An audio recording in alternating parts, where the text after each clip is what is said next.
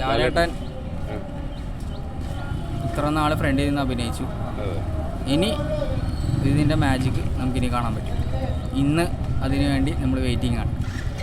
നടന വിസ്മയം നമ്മൾ കണ്ടിരിക്കുകയാണല്ലോ. പിന്നെ അതിലും വലിയ എന്താണുള്ളത്?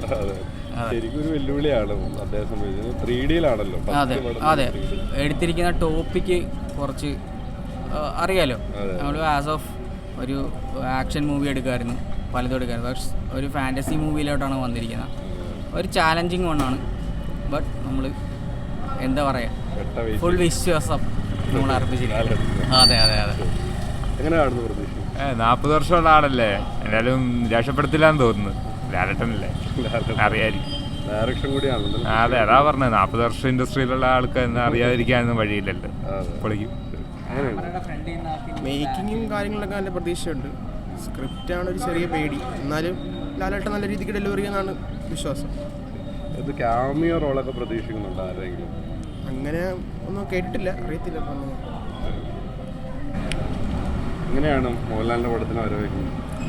ലാലേട്ടൻ്റെ പടമല്ലേ, 47 വർഷമായിട്ട് സജീവമായിട്ട് നമ്മളെ വിസ്മയിപ്പിച്ചിട്ടുള്ള മഹാനടനായ അദ്ദേഹം ഫസ്റ്റ് ഡയറക്റ്റ് ചെയ്യുന്നൊരു ഫിലിം, അത് നമ്മളെ വളരെയധികം പ്രതീക്ഷയുണ്ട്.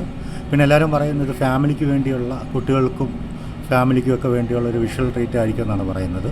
അത് കാണണം, അത് കണ്ട് നമ്മൾ അദ്ദേഹത്തെ പ്രോത്സാഹിപ്പിക്കണം. അതാണ് നമ്മുടെ ലക്ഷ്യം. നടന വിസ്മയം നമ്മൾ കണ്ടിരിക്കുന്നതാണ്. ഇനിയിപ്പോൾ ഡയറക്ഷൻ അത് ഏത് തലത്തിലാണ് അദ്ദേഹം സംവിധാനം ചെയ്യുന്നുള്ളത് നമുക്കത് സ്ക്രീനിൽ കണ്ടാലേ അറിയാൻ പറ്റത്തുള്ളൂ. വളരെയധികം പ്രതീക്ഷയുണ്ട്, നല്ല പ്രതീക്ഷയുണ്ട്. 3D എനിക്ക് തോന്നുന്നു മൈ ഡിയർ കുട്ടിച്ചാത്തന് ശേഷം റിയൽ 3Dയിൽ എടുത്തേക്കുന്നൊരു ഫിലിമാണ് ബറോസ്.